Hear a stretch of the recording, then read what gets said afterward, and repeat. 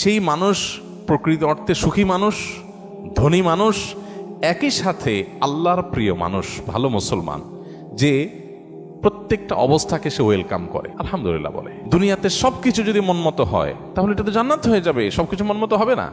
অনেকে দেখবেন অমুকে আমার সাথে এটা কিভাবে করলো, কিভাবে এটা বলতে পারলো, এই কথাটা সে কেমনে বলতে পারলো, আমি মেলাতে পারতেছি না। আমি কেন, এটা আশ্চর্যের কি আছে? চামড়া ঠোঁট দিয়ে সবই বলা যায়, বলছে, বোঝেন, এটা তো আমি আশা করি না। তা আপনি যা আশা করবেন সব মন মতোই যদি হয় তাহলে তো জান্নাত হয়ে যাবে। আপনার আশার বিপরীত কিছু হবে দেখেই তো দুনিয়া। না না, সে কিভাবে এটা আমারে বলতে পারলো, আমার মাথায় ধরতেছে না, কেমনে এটা বলতে পারলো। আরে কেমনে বলতে পারলো, আমি তো বলতে পারবো আপনাকে, কোনো ব্যাপার না তো।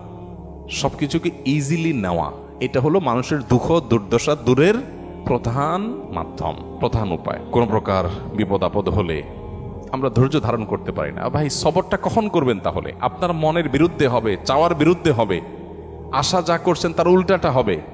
আপনার সাথে পড়ালেখা করে অনেক ভালো আছে, আপনি সেটা থাকবেন না, এখানে তো সবর, এখানে তো সবরের প্রশ্ন আসবে। সবরটা কোথায় করবেন তাহলে? সবই যদি মনমতো হয়। বহু মানুষ আছে যে দুনিয়াতে তাদের সব কিছু চাই, সব কিছু চাই বাস, আর অন্যের সাথে কম্পেয়ার করা এবং অন্যের কাছে আশা করা। সকল অশান্তির দুইটা মূল আছে, আরেকজনের সাথে নিজেকে তুলনা করা, আরেকটা হলো আরেকজনের কাছে কি করা, আশা করা। মানুষের কাছে এত বেশি আশা করা উচিত না। স্বামী হোক, স্ত্রী হোক, ননদ হোক, দেবর হোক, শ্বশুর হোক, শ্বশুরবাড়ি হোক, এমনকি বন্ধু বান্ধব হোক, আপনার স্ত্রী, তিনি হয়তো রান্না বাড়া ভালো পারেন না, আপনার মনে দুঃখ, কিন্তু তার চরিত্রটা ভালো। আরেকজনের বউ রান্নাটা মাশাআল্লাহ একের, কিন্তু চরিত্রটা 2 নম্বর। আপনার বউয়ের চরিত্রটাও ভালো, রান্নাটাও ভালো, হয়তো চেহারা ছবি ভালো না। আরেকজনের বউর চেহারা ছবি অনেক সুন্দর, কিন্তু বড় বড় রোগ সে বহন করে বেড়াচ্ছে, লাখ লাখ টাকা যাচ্ছে, তার বাঁচা মরা মানে একটা ধোঁয়াশা মধ্যে আছে।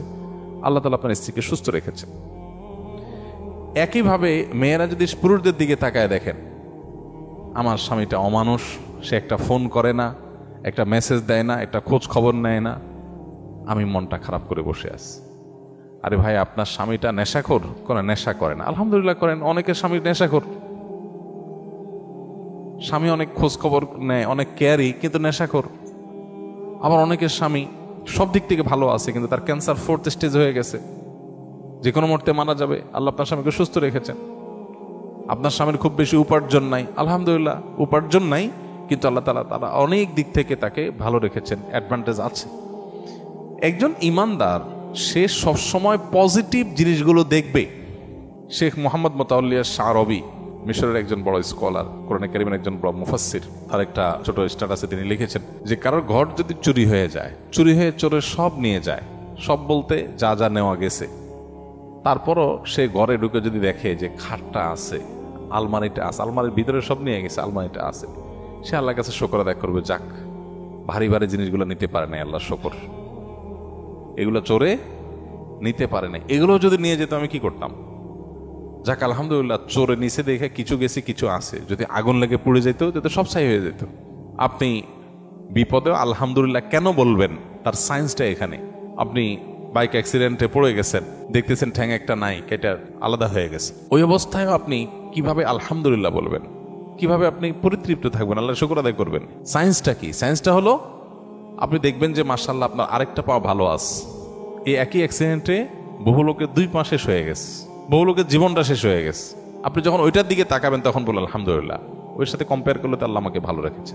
মানুষ ভালো থাকার জন্য তার মেন্টালিটিটা সবচেয়ে গুরুত্বপূর্ণ। আর এই কথাটাই নবী সাল্লাল্লাহু আলাইহি সাল্লাম মাত্র 3 শব্দে বলেছেন, আল গিনা গিনান নাফস।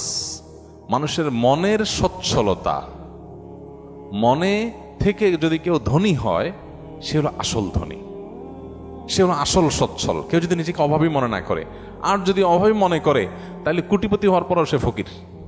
কারণ সে চিন্তা করবে আমার চেয়ে বড় কোটিপতি আরেকজন আছে, তাহলে আমার তো নাই।